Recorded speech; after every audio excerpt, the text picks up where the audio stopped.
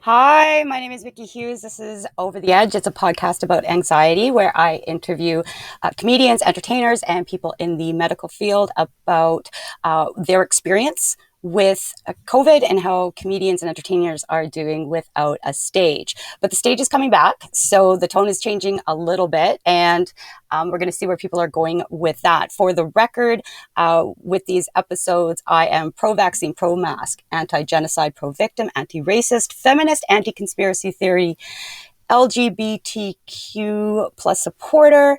I am pro-pet adoption. I am anti-jerks. And I think that everybody in Canada should have clean drinking water. So I was told after 3 episodes ago that I was alienating half of the population, and I'm perfectly fine with that, especially if you disagree with any of those points, which for me are non-negotiables. Today we have a comedian producer. This is Luke Lynndale, who turned it up during the pandemic. So I know more about him now than I did prior. He did like 50 shows in 50 days, and he is absolutely hilarious. He's been out to Comedian of the North, and he even placed as a finalist in the last one in January, just about a month and a half before we had all shut down. So here he is right now. This is Luke Lynndale. Hi. Hey, how are you? I'm good. How are you doing? Things are good. Things are good. Things are getting back to normal a little bit. Are they? So how do you feel about that? Comedy's back. What do you think? I think that's I'm in Thunder Bay. I'm in Thunder Bay. It's not back. I'm watching everybody go back to the stage. So, but you are. I think it's funny because comedians think it's back, but I don't think for the general public, like comedy never left, right? Like people were still laughing during the pandemic. Like you were still watching stuff on TV, right? I mean, watching stand-up or watching, shows like TV shows or series or whatever. So, I mean, I'm excited. I'm going to be producing some shows in August. Here in Toronto, though, we had shows last August and September. So in 2020. On the rooftop? Because you're in... Oh. Well, we had shows in August and September of 2020 in Comedy Bar indoors. Like there was very minimal attendees, right? I think we could only have 20 people there, but we did have shows. And then, but now it's 50% capacity, which is a lot better, obviously. Yes. So yeah, because I see pictures out of like Toronto and Vancouver and all the meccas with almost like full crowds, which is amazing. I love it. And have you been back on stage yet? And what was that like? I went back last Wednesday. It was good. I've done things. I did a lot of stuff online during the pandemic, and I didn't really find that I was rusty per se. It's the same. I find it's the same thing. Like, I don't know about you, but if you perform in a club atmosphere a lot, where you can't see past the first row and that kind of thing, and then you go out to like a bar where you can literally see everyone's faces, sometimes that can be a little bit jarring. Like if you're not used to one or the other, if you kind of get used to one or the other. I find doing the Zoom comedy is the same idea, right? Where you get you can't see people and that. So it's kind of like being at a Yuck Yucks where, I mean, at Yuck Yucks, you look into the crowd, or at Absolute Comedy, you can't see anyone past the first row. I mean, it's just, you're looking into the darkness, Mm-hmm. So it's similar to that. So I didn't find any big change that way. No, I preferred, and it's happened to me only a few times where I've been able to have the spotlight and I don't see everybody, and I can just hear if they're laughing or hear the silence. And I do prefer that, like, over and over. I mean, there's comfort there's kind of comfort in both of those, right? Because sometimes it's nice to, like you said, you're just doing your own thing. You sort of can't see people. You can hear them when you're on stage. Whereas when you see them, sometimes you're thrown off because sometimes somebody could be really enjoying it at a bar and just sitting there staring at you, which can be a little bit off-putting. You're like, Jesus Christ, like, I don't want to know. Can you show something, like, but the person could be loving it. Like afterwards, they clap for you, and you're like, oh my God, you look like you were dead while I was performing. Yeah, no, I'm the worst. I had to learn how to be an active listener because I look like I hate everything apparently when I'm just watching. So I had to learn how to like laugh. It's actually a skill. I didn't have to learn how to laugh, but if everybody was watching me, they'd be like, "Oh, I'm not really doing so well right now." Um, Exactly. so I learned how to laugh during the Zoom shows, which I didn't do a whole pile of. And I don't know you outside of like sort of professionally, like through watching you on Zoom and through knowing you personally and doing the Comedian of the North. How was your stress level um, during, say, even the first 6 months of the pandemic, I opposed to think prior to it? Or Yeah, well, I don't know if you knew this, but prior to the pandemic in February, well, actually started in January, I had shingles for 6 weeks. yes, I'm sorry, Oh, I'm not laughing. I'm not yeah. laughing. It turned into just because it was all that. Oh, That's right. You were in a pile of pain, oh, not yeah. laughing. I talked about it very openly on Facebook. Very Like, graphically, very openly. And the only reason oh I'm yeah, laughing is because like 8 months later, I was like, "Hey, I know how's the shingle situation going?" it was so brutally painful, and I would say that for the first 6 months of the pandemic, I was still struggling with the recovery of the shingles. And Oh, I started getting I had this horrible knee issue. I couldn't walk properly. It was like physically it was really a battle for me. So I was actually kind of happy that I didn't have to go anywhere in a way. You know what I mean? Like yeah. from that point of view, I was You're like, I can't advance, and neither can anybody else. yeah, Yes, exactly. Like everybody here. walking was a real issue. Like, and I have stairs to go up and down at home, and it was a struggle to get up and down the stairs. That's And what you. so Oh, yeah, so for me in a way, I was like, this is great. I don't have to go anywhere. So for the first 6 months, it was like that. But then after a while, yeah, definitely. I mean, I wanted to get out. I was going nuts. And then like you were saying, like, you're doing a lot of stand up live, like in person and stuff like that. And then you're like, geez, what am I gonna do? Like, what happens now? And like, how much do I plan this out? And how long is this gonna last? And what the hell is happening? Like mhm. what should I be doing and that kind of stuff. So that was a struggle. I have no secrets about. I suffer from post traumatic stress disorder and high anxiety, which is probably why I even started this. You seem like kind of like you seem beforehand like a bit of a high strung guy. How do you feel? Like how are you going in as a comedian? Like I'm just wondering, like basically like what your stress level is normally. Like I'm sort of there's sort of two kinds of comedians. One is where they just like put their nose to the grindstone, right? And they are sort of like the stable pillar. And then there's the ones that kind of either fell apart or found a way to pull it out, to Well, I pull kind out of of it. find out with me, I probably feel like most people, I get super overwhelmed with things, obviously, right? So what I I like, didn't mean that either, by the way. Oh, you seem like you're a high strung guy, but you're no, no, no. super high energy, and on stage, you're just like, Yeah, yeah. exactly. But I find that what I like to do is I like to kind of break it down to have it be manageable for me, right? And How I do you feel make it like manageable? if I give myself a lot of stuff to do, I feel like when I'm super like overloaded, people are like, "Wow, you're so busy," and I'm like, "My God, if I wasn't busy, I'd be going nuts." You know what I mean? I think that Mhm. that's where I sort of like manage the depression. You know what I mean? Like if Yeah, I if I didn't have much going on, then I'd be just focused on like. Ironically, I'd be overwhelmed about. I wouldn't know what to do next if I had a lot of like I didn't have much to do. yeah, Whereas if I have a lot to do, I kind of feel like that just drives me with dates and so on because I'm like, oh, I got to get that done by then. I got to get this done, and it kind of keeps me focused on stuff. So I like to give myself tons to do and kind of almost like overload myself. It keeps me without having to kind of be concerned about that. That's why in March, like well, it was probably in January or something, right? I was like, when I get out of this pandemic, like I want to feel like I've achieved something. Fuck, like what could I have achieved? You know what I mean? Like versus hmm just like I lived, which obviously is a big deal, And right? what have you done? Like, do you have Well, TikTok? that's why I decided to do that. Those 50 shows, I did 50 shows in 3 weeks on Zoom. Because I thought, like, what's actually available to do, right? Like, what could I be in control of, like that I could actually make happen? And so I that's where I came up with that idea. I could get busy, I could do something that I could do, and I could feel like um, that I've achieved something.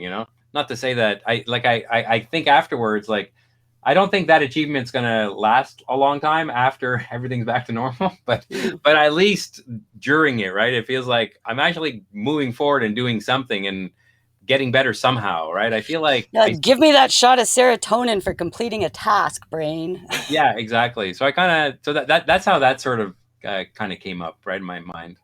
What was your favorite part of the pandemic? For me, it was the networking. Yeah, you know what? I felt like I landed in a number of different mics in LA. I kind of just found them online, and quite a number of people liked me, and I've made some good contacts there in LA. It was weird because I tried to do that in New York, it just didn't happen. Like, because New York is so much closer to us Yeah. in Toronto. But but yeah, I like that idea that I got to communicate with a lot of people, get to know them. Plus, kind of demystify a lot of, like, I think that when we think of LA comics, or the level of where they're at, or what it's all about and all this stuff, you kind of envision whatever you envision, and it's probably not close to reality, whichever way you think of it. And so it kind of like level sets things, right? And also, like, to get a feel for, like, hey, you know what, like, I'm doing this joke in Toronto and it kills, and guess what, I'm doing it in LA now with these people and it also kills, right? It feels good to know that some things are universal, or they work in different places. I like that idea. Funny is funny, and we are sort of meant to Yeah. believe that we aren't as good as Americans. We just don't have the opportunities. Like, Well, yeah, exactly. I mean, it's amazing. Like, the levels are very similar. I found that, exactly what you just said, right? Like, that some hilarious people were there, and then there was the whole gamut was there, just like the whole gamut is in Toronto, and just like the whole gamut is probably anywhere we can think of, right? mm-hmm. Yeah, So, I and that's encouraging. That's encouraging as well. I don't know. I find like so sort of upped our game there. Uh, what do you feel about the statement that the best a Canadian comedian can do is open for an American? well, I think that's a little bit ridiculous. Well, not a little bit. I mean, that's a lot ridiculous. What's your highest? What do you feel is like your highest pinnacle that you could reach being a Canadian comedian? And I'm not Oh, ripping. I'm yeah, yeah. just But you know doing a what? Like, comparison. for me, it's interesting. For me, a lot of people always ask, like, and I thought a lot about that during the pandemic. Like, what would be my dream, right? Like, what would be like the thing, like, oh, like, I want to be on the Tonight Show or something, right? And it's Hmm. weird. Like, at the moment, I don't really have like a specific thing like that. Like, what I want to get to is I want to be hilarious. I want to be. I'm chasing being hilarious. I'm trying And to, I just you know. want to say you are hilarious. Like you are hilarious. I wanted to point that out as well because you got an accolade like from a wedding that you did where she was just like, "Oh my god, I felt like you were family." And you've been here like a couple times, right, Yeah. in Thunder Bay, and you are amazing. So Thank if your you. goal is to be hilarious, I can see you on like Snowden comedy tour or something Yeah, well, going across. that's kind of like what I'm chasing at the moment, right? Like, and also like building out that material, building out things where, I don't know, I want to yeah, that's kind of like all I'm chasing at the moment. Are So you using any of the old material that you had going into the pandemic, or is it all new stuff at this point?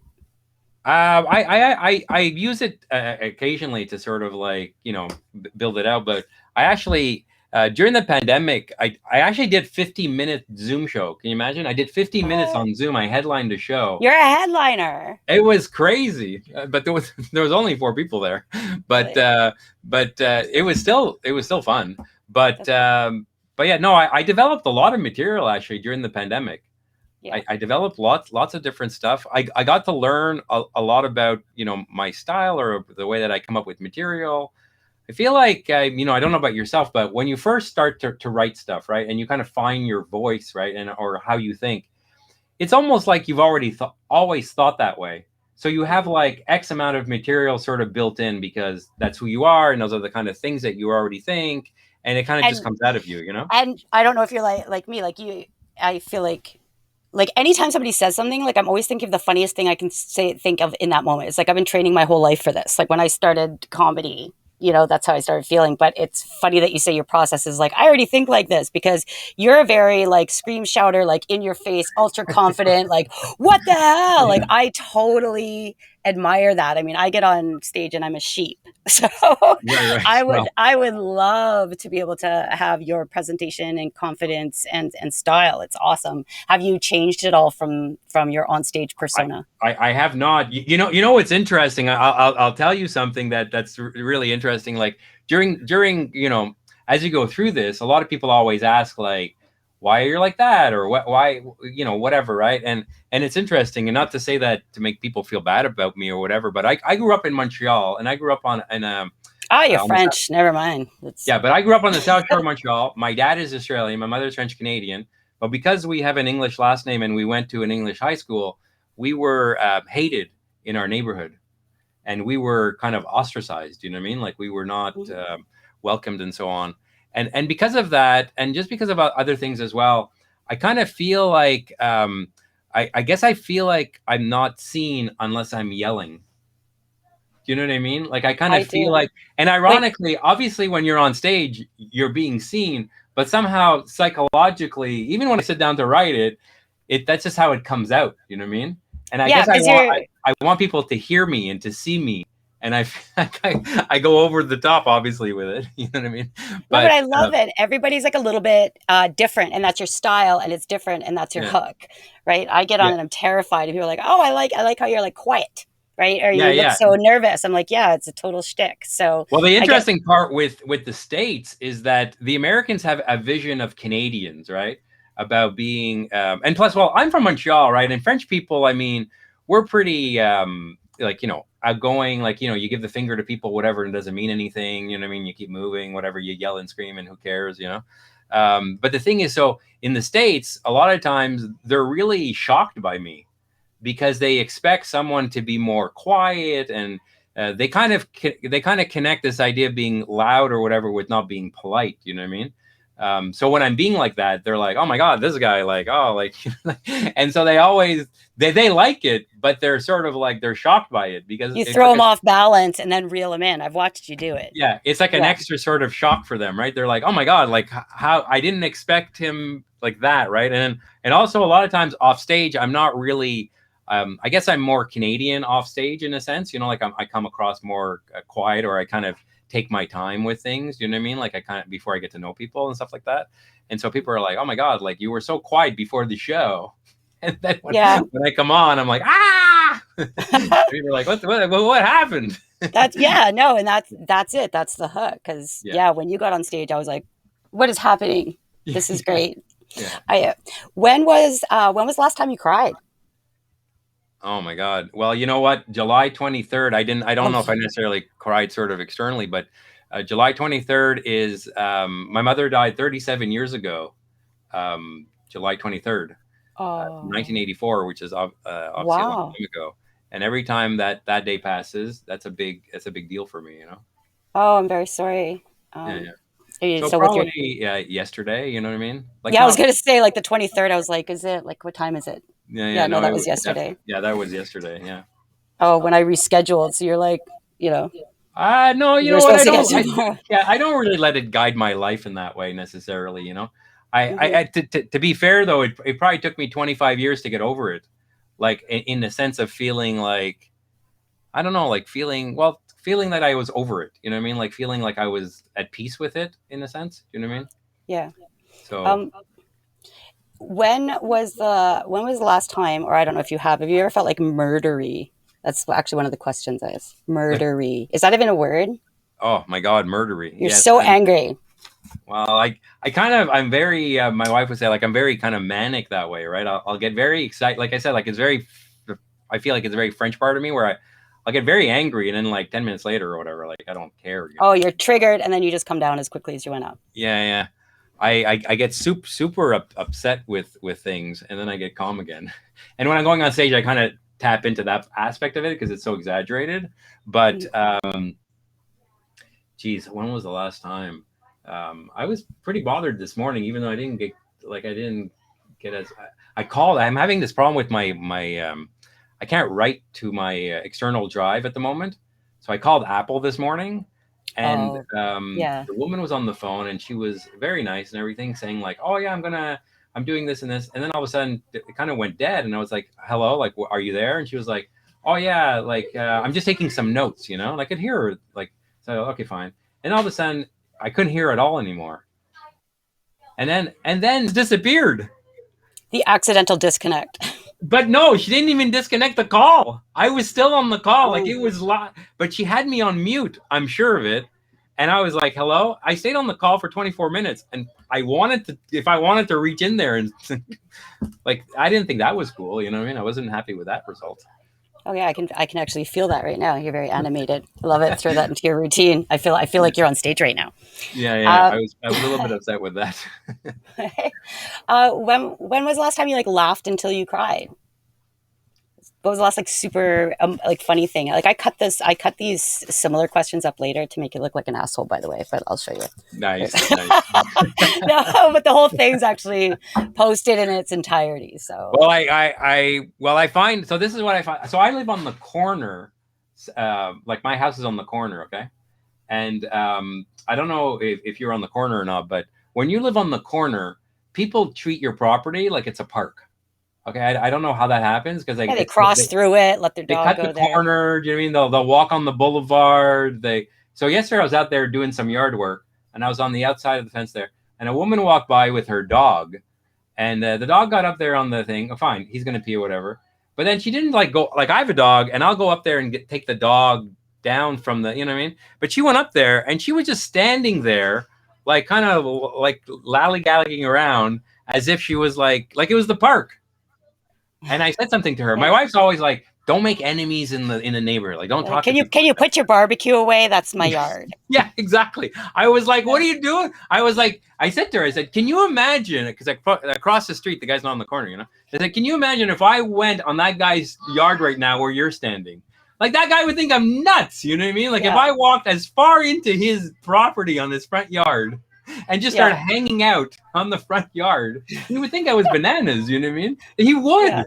Anyways, so I thought that was pretty. That kind of thing makes me laugh because it's kind of like the opposite of like I want to strangle her, right? So it's kind of like yeah. it's like It's one of the other. outrageous. Well, Yeah. it's completely outrageous, and like well across the street we put a fence up in our yard, like in our front yard, about 5 years ago, specifically to stop from, you know. And across the street they have like there was 4 or 5 dogs across the street, like in this guy's yard, like just playing around, like as if it's the park.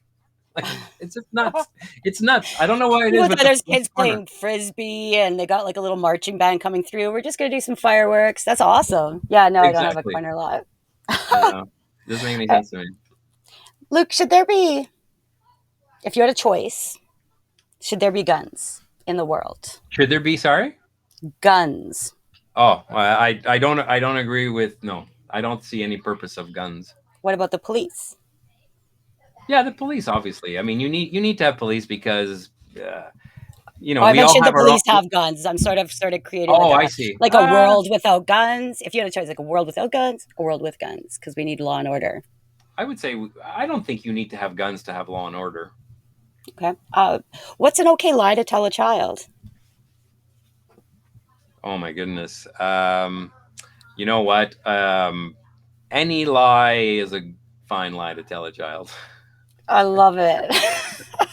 Because I think that the world needs lying. Okay, I Because we love can't it. we can't get The, along without. Can you imagine if we told everyone that? Oh my goodness, we would kill each other. It would be the thing is, impossible. the best answer are from people without kids, and I know you got kids, Oh so yeah, I have a you kid. Oh just you might have gosh. just gained 2 points on the kids on the I Oh, have kids oh my God, portion. people lie to their kids all the time. You have to. Yeah. What was the last lie you told your kid, Oh well, you know what? She's got or one. or or a really good one Well, anyway? she's here. Good She's one. here. She's here. She might overhear me, but I don't know if you know that they've got these. What do they have? It's a doll that you put on the. It's supposed to like watch your kid or whatever. Like it's dressed like a little Santa. I forget what it's called right A now. little spy thing, like Yeah, do a you know what I'm talking about? spy cam. Elf on the Shelf. Elf on the Shelf. Elf on the Shelf. Yeah, actually, I Yeah. didn't. My So anyway, dog doesn't give a shit. so a couple of years ago, she really wanted one, right? So we got her an Elf on the Shelf, and then the thing is, the fucker, you have to move him every night. Do you know that? Like, Yeah. he doesn't just stay in the one spot. Like he moves. So like you're in charge of fucking moving him. You know, you're like Jesus Christ. So a Yeah. couple of times, like my wife and I, we'd forget. You know what I mean? Like this is like an extra thing you have to do before you go to bed at night. You know what I mean? Mhm. So my wife and I would forget. So then you'd have to lie to her about like why it didn't move, and then like she goes for breakfast, and then you move him, whatever. Anyway, so then what? So He what doesn't happened? move if you don't eat your vegetables. Exactly. Well, yeah, Gotta it's lie. like lie upon lie upon lie, right? Like when something.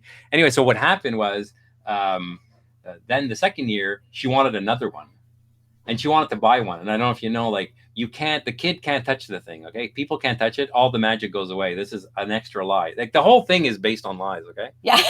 Anyways, the whole thing is like Yeah. lie upon lie. Anyways, When so the this thing when is, this so we crumbles, yeah, this yeah. is why So everybody we got needs her a therapy. second one, but the thing is, like, if you just bring it home and then it gets up on its own, apparently that's what they. Anyways, but then what happened is then after Christmas you got to hide it somewhere. Okay, so I have a filing cabinet here at my house, right? So I put it in the You're like, filing what the cabinet. hell? Yeah, yeah. We never ever go in the filing cabinet. Okay, so then a Oh, couple months ago, we had to go into the filing. I went into there. My daughter was like, "Oh, what's down here?" I was like, "Oh, that's just like some old stuff or whatever." And I didn't remember that the thing was there oh no. because like it's 6 months ago. Like who remembers Yeah. that? You know what I mean? And anyways, so she goes in there and she finds him. She's like, "What's he doing here?" And I'm like, "I don't know. I don't know what he's there. Why he's there? I have no idea." You know what I mean? So that was probably the last. And it's just lie upon lie. Like you Yeah. buy the elf on He the came shelf. by because of what you did last weekend, so I told him it was okay, so Santa will still come. Like, you know, like, It's just crazy. It's just nuts. The whole thing is crazy. Like if you buy those things, it's just anyways, the whole thing is insane. if I was just Santa comes one night, you Well, the whole Santa thing is I mean, I think I love the whole Santa idea. It's just like you're just lying to your kid. they just straight up, And yeah. then you know what she found out? A kid at school. So what happened is a kid at school told my daughter that I think it was the Easter Bunny didn't exist. That's what happened. Okay, so it wasn't even at That's kind of Christmas. It was the Easter Bunny, and my a daughter on her own. I mean, not to say that she's a genius for doing this, but she figured out that everything else must be a lie. You know what I mean? Like oh, that yeah. Santa wasn't true, like the Tooth Fairy wasn't true, et cetera, right? Because if we lied about this one, then we must have lied about everything else. Oh, And she's then smart. yeah, she came home and called us on it. And so you think we'd be like, you know what, the gig is up. You're right. No, you double down. You know what I mean? You double down, and you're like, How old is no, she? How old is she? How that's old was she when she did it? she was 8. Okay, so you want to live the lie. So now it's about you.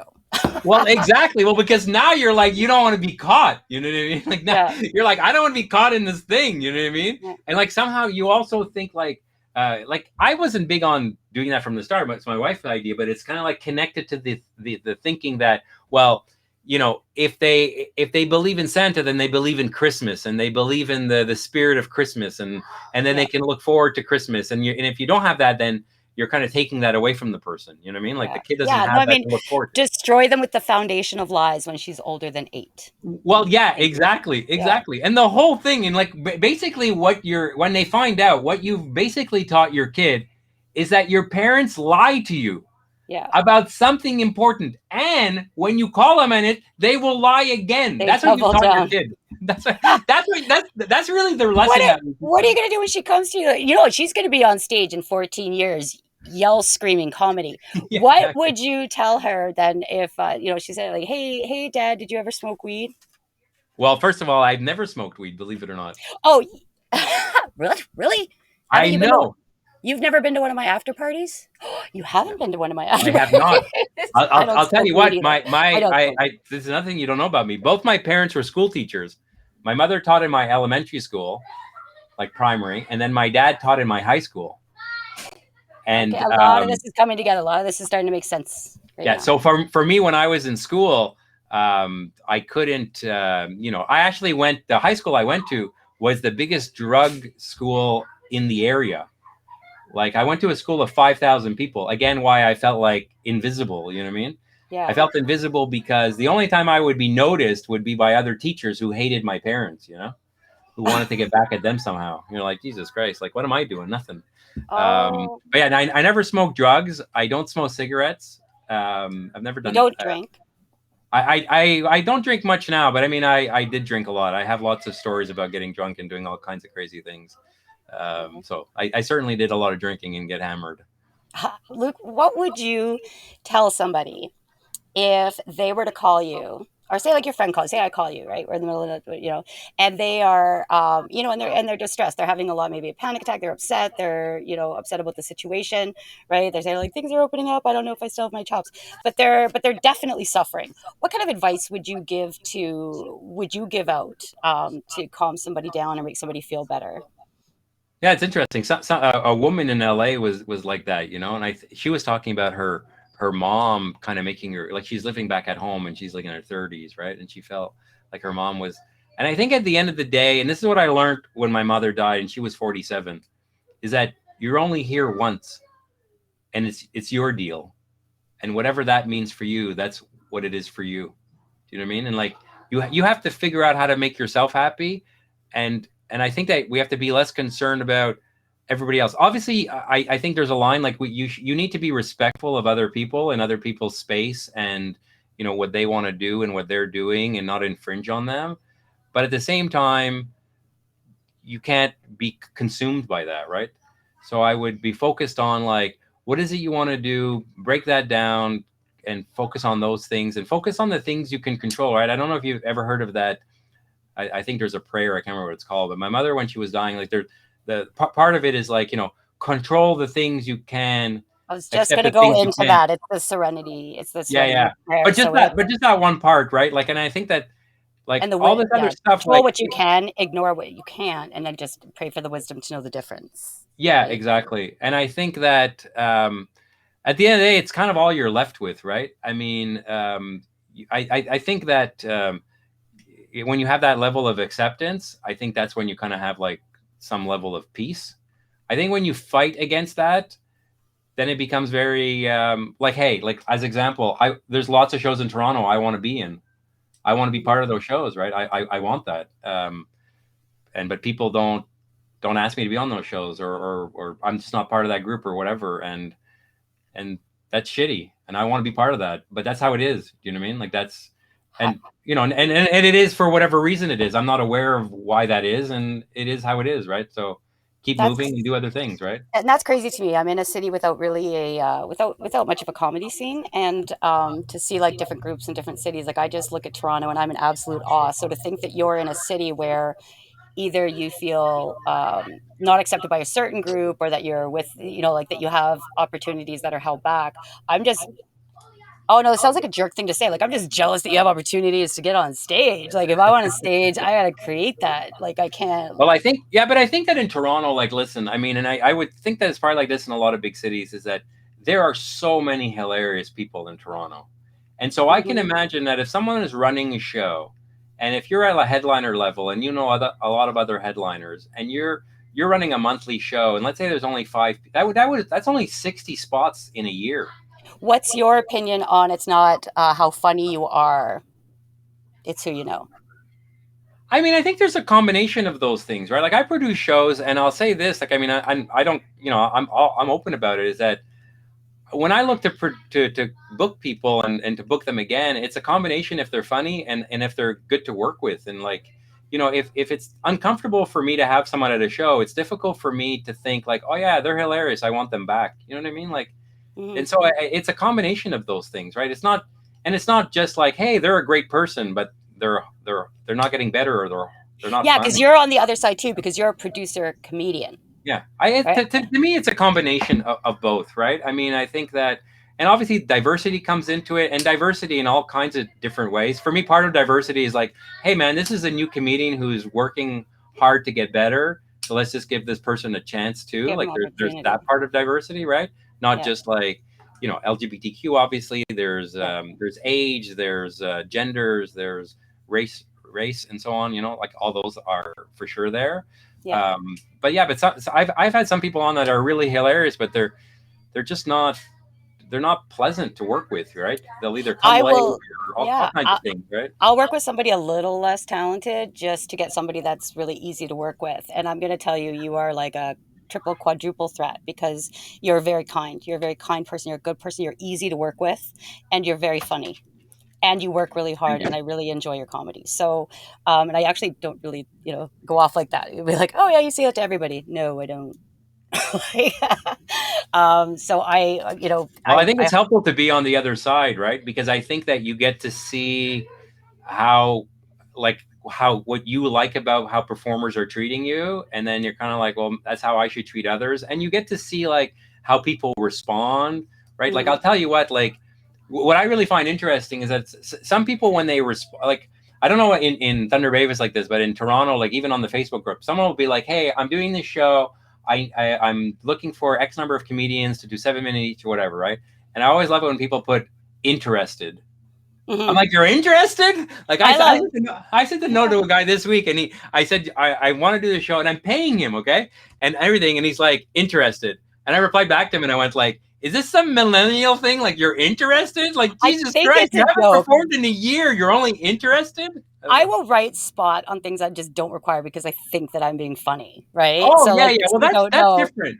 No, But well, if and someone sometimes I says don't like, get the "Hey, who joke. wants a?" But it depends how it's said, right? Like, "Hey, who wants a spot?" Or if it's just like an open mic. But I'm saying like someone's asking you, it's a gig, they're paying you money, and it's a good like when I say it's a good opportunity, it's an opportunity in a sense like there's going to be people, like there's going to be Yeah, audience there, right? like I don't care who you are. Like unless you're like Russell Peters going interested, I'm not going to go and research you and look for Well, vouches. Like yeah, you're going to have but to step up a I little bit always more. love it when people do that kind of thing. I always think it's interesting. But so the answer that I love the most is when people respond and go, "Hell yeah!"